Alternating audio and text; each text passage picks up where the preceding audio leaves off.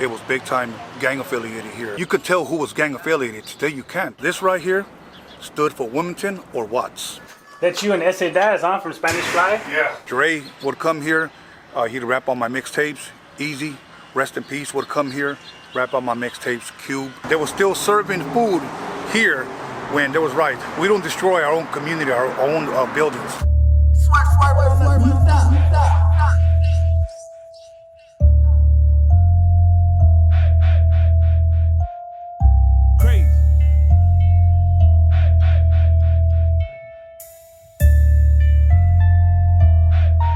Hey, what's going on, guys? It's a beautiful day out in Gardena. I'm with Ron and Gray and DJ Tony A, who's going to show us the Roadium swap meet right behind us and take us to his neighborhood. What up, everybody? This is Tony A, the Wizard, from the city of Wilmington here in the city of Gardena. Roadium swap meet, open air market entrance.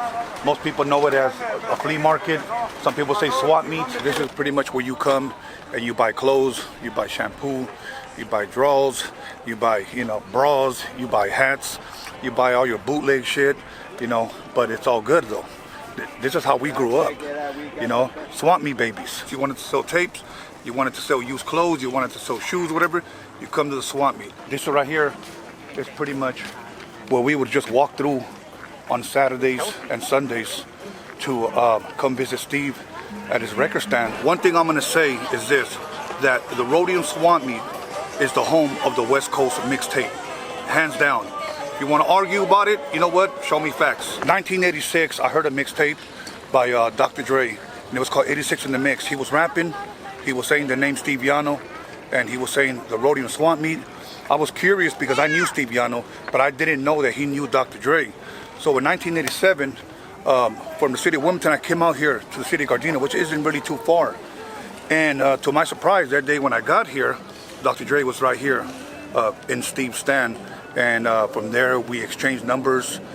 We started talking, went over to his pad. Let me say this, for those of you that have seen Straight Outta Compton, the day that Dr. Dre left his mom's house and moved in with his cousin Sir Jinx, that's when I met him. That was a house that I used to go to. We used to make the mixtapes there or at my house in the city of Wilmington, which we'll go check out a little bit later. This is the location right here, D20 right here. And just to let you guys know, Steve Yano is a swamp meat vendor from the city of Whittier. I like to say that he was actually more Mexican than he was Japanese, but Steve had love for the culture, and this was his stand. Obviously his stand is not here. This stand took place in the 80s, and he was here till like 91. I was here from 87 to 91. Dr. Dre started doing the mixtapes from 84 to 87. Everything behind right here was all vinyl albums. He sold everything from Kenny Rogers to Culture Club to Duran Duran to Young MC, Toddy T to Mix Master Spade. What made his stand so unique was that he supported independent rappers that didn't have record deals, rappers that didn't have an outlet to sell their vinyl. They would come here and he would put them on consignment, and if they sold, he would actually put their song on a mixtape and invite that rapper to come on and rap on that mixtape. And that's how pretty much, that was the only outlet that we had. We didn't have YouTube, we didn't have Google, we didn't have social media. This was our social media. I could come here and you never know who you may meet. So many people have come out of here. And to think that a billionaire like Dr. Dre, came out of the Roadium swamp meet with the mixtapes. And I'm just thankful and fortunate that Steve allowed me to be a part of that. Right around the corner from his stand was Mr. Cartoon, the world famous tattoo artist, the world famous artist, period. Mr. Cartoon came out also out of the Roadium swap meet, along with another guy by the name of OG Abel, and most of you guys know who he is. At the back of the swap meet, I met a guy named High C. He was a teenager. He was going to Centennial High School at the time, and I gave him an opportunity to rap on my mixtapes, and that's pretty much how it all got started. We did original songs for mixtapes, and it landed in the office of an executive at the office of Disney, and they came out here looking for us, and that's how they ended up signing us in 1990, and our first single came out in 1991, I'm Not Your Puppet. And that was historic because that was the first rap group ever signed to the Disney imprint. And we were the first black and Mexican signed to Disney. You could just look at the album cover. Name me another album cover that's got a black and a Mexican guy on there. Here's a funny story. In 1991, I was in the 2nd grade, and a friend of mine, he came to school and he rapped a song, and so I said, well, I could do that.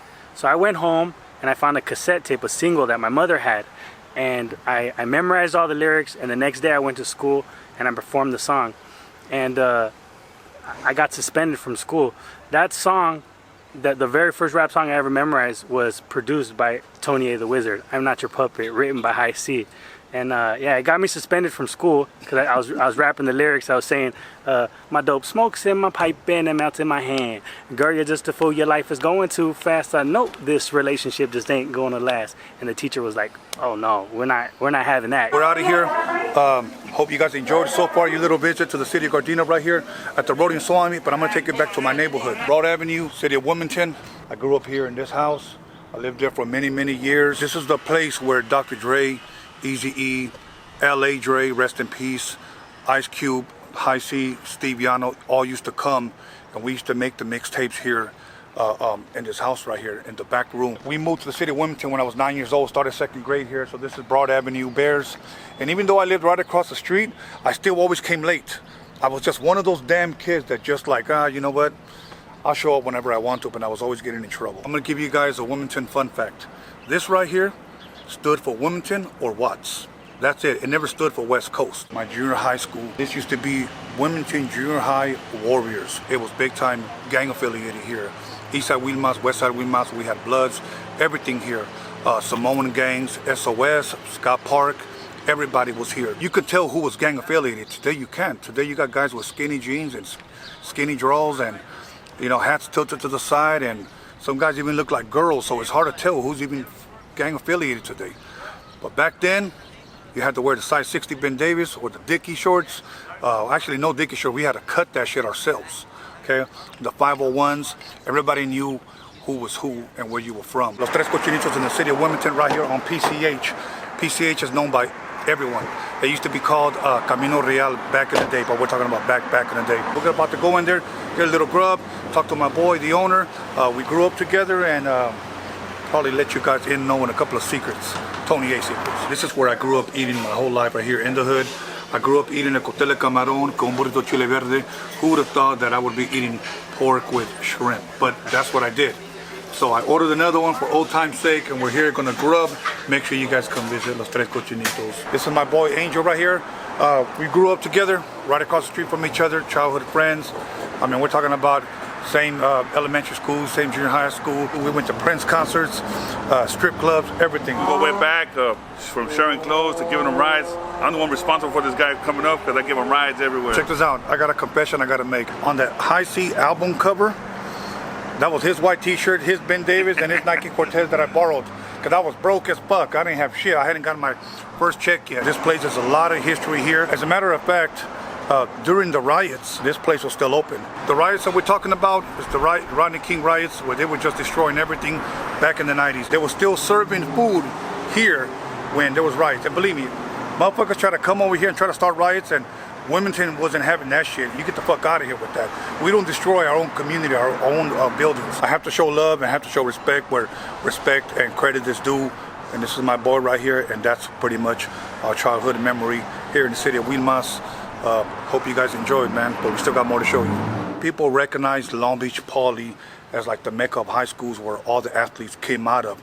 True, but in the 80s, it was Banning High School. It was very diverse, blacks, whites, Mexicans, Samoans, Filipinos, Puerto Ricans, everything. And I believe that's why we had such a great football team, because different nationalities came together as one. This school wasn't for the weak. Everybody's heard on the streets and even in the prison system of Wilmington, whether you're from the east side or whether you're from the west side. Right across the street in the mornings, mostly dudes from the east side will be chilling over here.